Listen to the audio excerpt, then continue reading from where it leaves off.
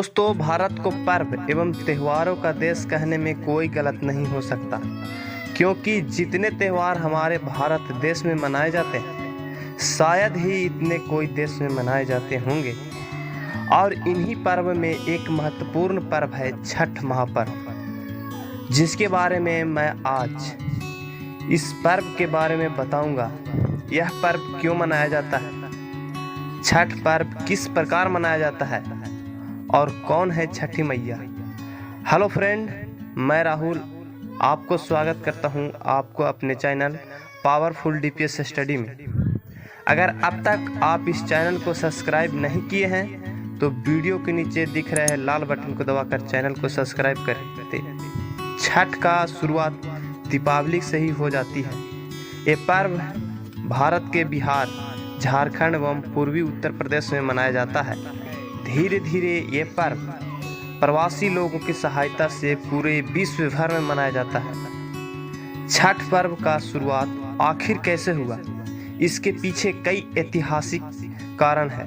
पुराण के अनुसार ये पर्व राजा प्रेवंत के से जुड़ी है।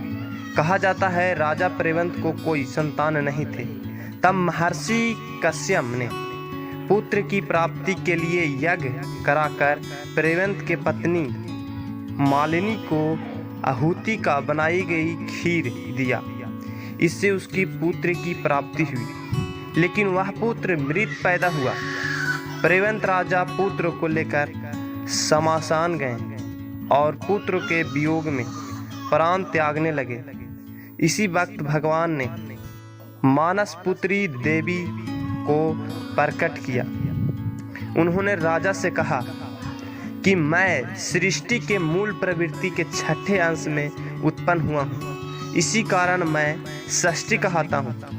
उन्हीं राजा को अपने दूसरों से भी पूजा कराने के लिए कही, जिससे राजा प्रेवंत ने पुत्र पाने के लिए देवी षष्ठी को व्रत किया, जिससे उसे पुत्र की प्राप्ति हुई। कहते हैं यह पूजा कार्तिक शुक्ल के षष्ठी की हुई थी, तभी से इसे माह में छठे दिन को यह पर्व मनाया जाता है। इसी कथा के अनुसार एक अगला कथा भी है जो राम और सीता जी को लेकर है। जैसे कि हमने पिछले वीडियो में बताया था कि राम भगवान 14 वर्ष के बाद वनवास से लौटे थे और इसी खुशी में दीपावली मनाया जाता है। इसी के बाद राम भगवान रावण वध के पाप को मुक्त करने के लिए उन्होंने ऋषि मुनियों के आदेश पर राजा सूर्य को यज्ञ करने का फैसला लिया। पूजा के लिए उन्होंने मुद्गल ऋषि को आमंत्रित किया। मुद्गल ऋषि ने सीता माता पर गंगा जल छिड़कर पवित्र किया और उन्होंने कार्तिक माह के शुक्ल पक्ष के छठे तिथि को सूर्य देव का उपासना करने का आदेश दिया, जिससे सीता माता ने आश्रम में रहकर 6 दिन तक सूर्य देव भगवान की पूजा की। यही से छठ पर्व शुरू हुआ। अब हम बताएंगे कि छठ पर्व किस प्रकार मनाया जाता है। इस पर्व में व्रती करने वाले लगातार 36 घंटों का व्रत करते हैं। नहाए खाए पहला दिन है। इसमें सबसे पहले घर की साफ सफाई की जाती है। इसके बाद छठ व्रती स्नान कर पवित्र तरीके से शुद्ध शाकाहारी भोजन करते हैं। व्रत शुरुआत करते हैं। घर में सभी सदस्य इसके बाद भोजन करते हैं। भोजन के रूप में कद्दू, दाल और चावल होते हैं। जो दाल होती है वह चने की होती है। दूसरे दिन खरना। दूसरे दिन इसमें व्रती दिन भर उपवास रखकर शाम को भोजन करते हैं। इस दिन खरने का प्रसाद पाने के लिए आसपास के लोगों को आमंत्रित किया जाता है। ये सब कहा जाता है कि ये प्रसाद के रूप में खीर, घी की चुपी रोटी बनाई जाती है। इसमें नमक या चीनी का उपयोग नहीं किया जाता है। तीसरे दिन शाम को अर्घ इस दिन दिया जाता है।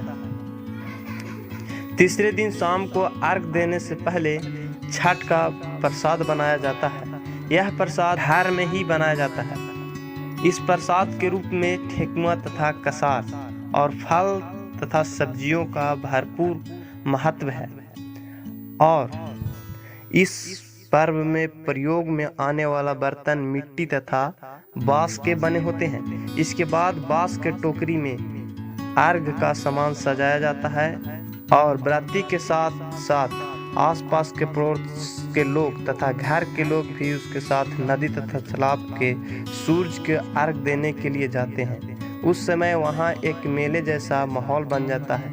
सूरज भगवान को जल और दूध का अर्घ दिया जाता है तथा छठी मैया को प्रसाद के सूप से अर्घ दिया जाता है। सुबह का अर्घ इस दिन जिस तरह व्रती तथा अन्य लोग पिछले शाम की तरह इकट्ठा होते हैं तथा उगते हुए सूरज को अर्घ देते हैं। अंत में व्रती कच्चे दूध पीकर तथा थोड़ा सा प्रसाद खाकर व्रत को पूरा करते हैं। आप जानते हैं कौन है छठी मैया? वे वेदों के अनुसार छठी मैया को उषा देवी के नाम से जानते हैं और छठी मैया सूरज भगवान की बहन है। ये गीत गाने तथा पूजन करने से सूरज भगवान खुश होते हैं तथा सभी का मनोकामना पूरी करते हैं। उम्मीद करता हूँ वीडियो पसंद आया हो। अगर कोई सवाल हो तो कमेंट बॉक्स में लिखिएगा। आया तो वीडियो को लाइक करिएगा और अभी तक मेरे चैनल को सब्सक्राइब नहीं किए हो तो सब्सक्राइब कर लीजिएगा। धन्यवाद।